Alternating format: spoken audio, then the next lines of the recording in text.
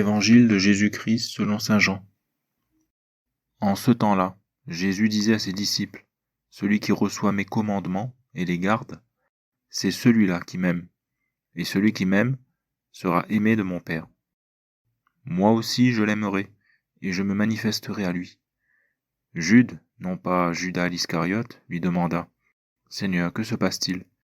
Est-ce à nous que tu vas te manifester et non pas au monde ?» Jésus lui répondit, « Si quelqu'un m'aime, il gardera ma parole.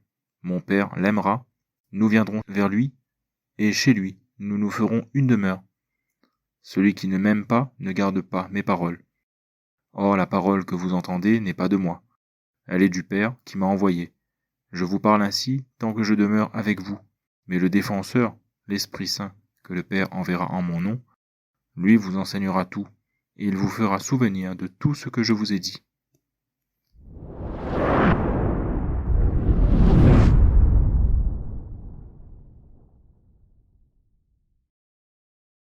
Le Livre du ciel, tome 29, le 4 mai 1931.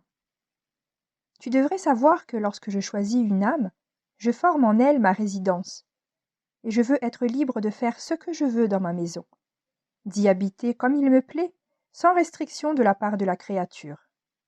Je veux une absolue liberté, sinon je suis malheureux et gêné dans mon action. Ce serait le plus grand des malheurs, même pour la plus pauvre des personnes, de ne pas être libre dans sa petite masure, et je connaîtrais alors l'infortune d'un malheureux qui, après avoir formé une demeure avec beaucoup d'amour, l'avoir équipée et mise en ordre pour y vivre, se voit, avec tristesse, imposer des conditions et des restrictions. On lui dit « Tu ne peux pas dormir dans cette chambre, dans celle-ci, tu ne peux pas recevoir, et dans celle-là, tu ne peux pas passer. » Bref, il ne peut pas aller où il veut, ni faire ce qu'il veut, de sorte que le pauvre se sent malheureux, parce qu'il a perdu sa liberté, et il regrette les sacrifices qu'il a consentis pour construire cette demeure. Je suis celui-là. Combien d'œuvres, combien de sacrifices, combien de grâce il a fallu pour adapter une créature et en faire ma demeure. Et lorsque j'en prends possession, c'est ma liberté que j'aime plus que tout dans ma maison.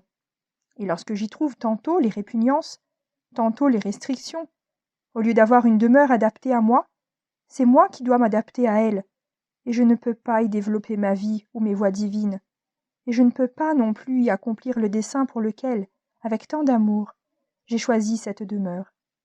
Par conséquent, je veux la liberté, et si tu veux me rendre heureux, laisse-moi faire ce que je veux.